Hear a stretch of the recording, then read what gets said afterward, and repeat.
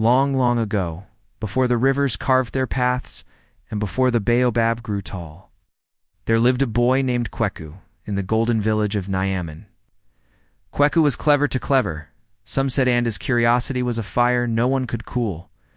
One day, that fire would burn the whole sky. In the village of Nyaman, life moved with the rhythm of the sun. The villagers would gather under its hot midday glare, listening to the wisdom of the elders.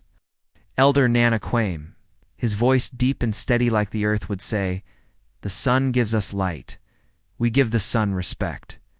No one must disturb the sun's spirit, lest darkness fall upon the earth." But Kweku, sitting at the edge of the crowd, would just roll his eyes. He muttered to himself, "If the sun is so powerful, why does it hide at night? Why can't I hold its power?" He looked up, squinting at the blazing orb, challenging it with his gaze. In that moment, a quiet voice whispered on the wind, a sound only he could hear.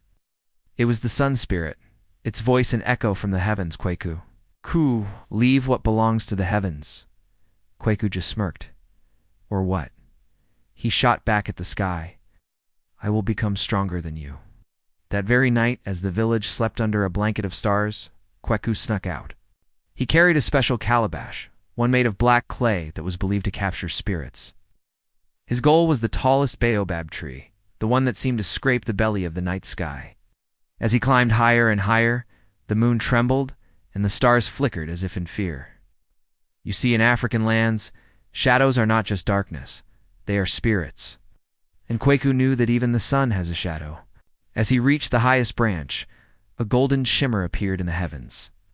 It was the shadow of the sun, shaped like a magnificent lion made of pure liquid light. Without a second thought, Kweku swung the black calabash. "I capture you," he shouted. "Ah!" A deafening thunderclap split the sky. The lion shadow let out a silent roaring explosion of light and was sucked into the calabash. The world gasped, holding its breath. Kweku sealed the vessel, his heart pounding with triumph. He had done it. He had stolen the sun's own spirit. The next morning the village waited and waited, but the sun did not rise. A cold, perpetual twilight settled over the land. Children began to cry, their laughter silenced. The animals hid in their burrows, confused and scared. Vibrant green crops started to wither and turn brown. Fear, cold and sharp, crept into the hearts of the villagers. The elders gathered, their faces etched with worry. "Only one foolish enough to challenge the heavens would cause this," declared Elder Nana Kwame, his gaze sweeping over the crowd. Trembling, but with a strange sense of pride, Kweku stepped forward. His voice was small, but clear. I captured the sun's shadow." A collective gasp swept through the village. One woman cried out, her voice filled with despair, "You brought eternal night upon us." The weight of his actions crashed down on Kweku. He saw the fear in his people's eyes, felt the cold on their skin, and knew it was his fault. Elder Nana Kwame approached Kweku, not with anger, but with a heavy sadness. He handed the boy a staff, carved with ancient symbols of guidance and protection. "Climb Mount Audi," he instructed, his voice firm. "It is the home of the sun spirit. You must return what you stole. Only then will the world see day again."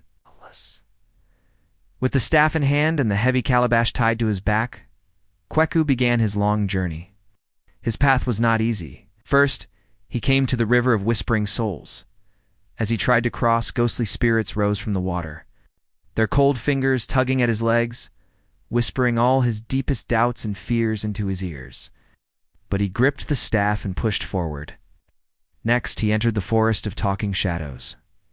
Every shadow in the forest twisted and danced, mocking him. They took on familiar shapes and repeated his past mistakes, his arrogant words echoing through the trees. Each step was a battle against his own pride, but he kept walking, his resolve hardening. Finally, he reached the base of Mount Audi, the mountain of fire. Rivers of molten lava flowed down its sides like angry glowing serpents, blocking his path. The heat was immense, the air thick with smoke. But Kweku, no longer just a proud boy but a determined young man, found a way through, his journey teaching him patience and respect for the world's power. At the very peak of the mountain, a blinding light descended from the empty sky, It formed into a giant, magnificent lion, made of pure flames and shimmering gold. The sun spirit had appeared, and its roar was the sound of 1,000 storms. Kwaku, the spirit, thundered, "Why did you steal what was never yours?" Kwaku fell to his knees, the weight of his guilt finally breaking him. Tears streamed down his face as he cried out, "I wanted power. I wanted to be more than just a village boy. Forgive me. I didn't know my own small shadow could dim the entire world." Seeing the boy's genuine remorse, the sun spirit's fiery gaze softened. "Power without wisdom is just darkness," the spirit said, its voice now like warm sunlight. "Wisdom is the light that guides power." Kwaku understood. He slowly untied the calabash and opened it. The sun's shadow, the golden lion, burst free. It soared into the sky, a streak of light returning to its source. An instantly glorious light flooded the earth. Sun had returned. Back in Niamey, the villagers cheered, their faces turned up to the warm, life-giving light. When Kwaku returned, they didn't greet him with anger, but with relief and joy. Elder Nana Kwam placed a gentle hand on his shoulder and smiled. "Kwaku," he asked, "what did you learn?" Kwaku lifted his chin, his eyes clear and wise beyond his years. "I learned that even the smallest shadow can hide a great danger, and that even the brightest light needs respect." The village cheered for him, for the boy who had brought back the day. And as the sun shone down, it cast a warm, proud glow over Kwaku, not with anger, but with forgiveness.